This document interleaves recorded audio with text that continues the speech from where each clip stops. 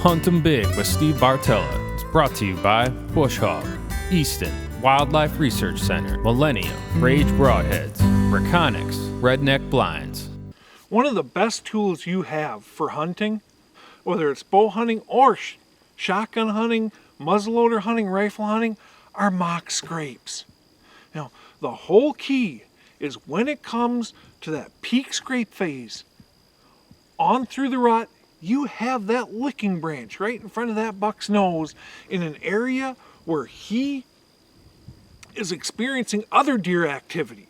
Now, he's gonna scrape.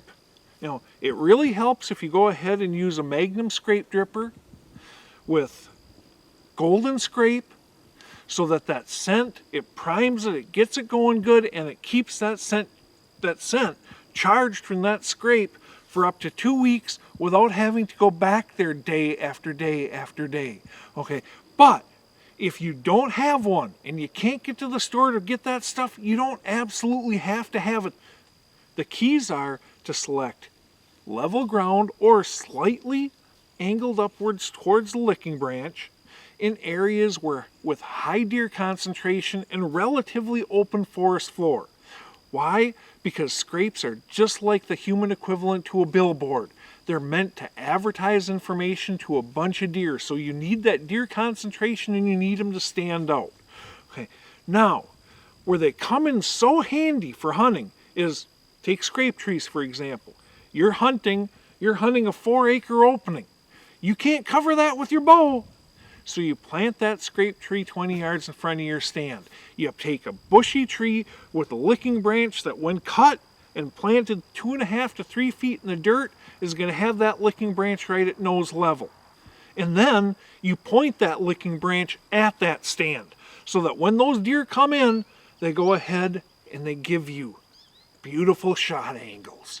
Okay, so now you know how far they are away, you've drawn them in, and they've given you the shot angles. As double bonus points, their attention is over here while you're up there in the tree. And you got all the time in the world to pick your spot and make a shot.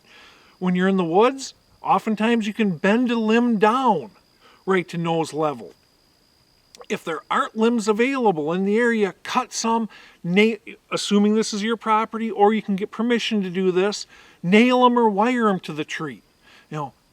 Scrapes, they don't cost you a cent, except for the Magnum scrape dripper and some golden scrape to put inside it. Otherwise, they're free.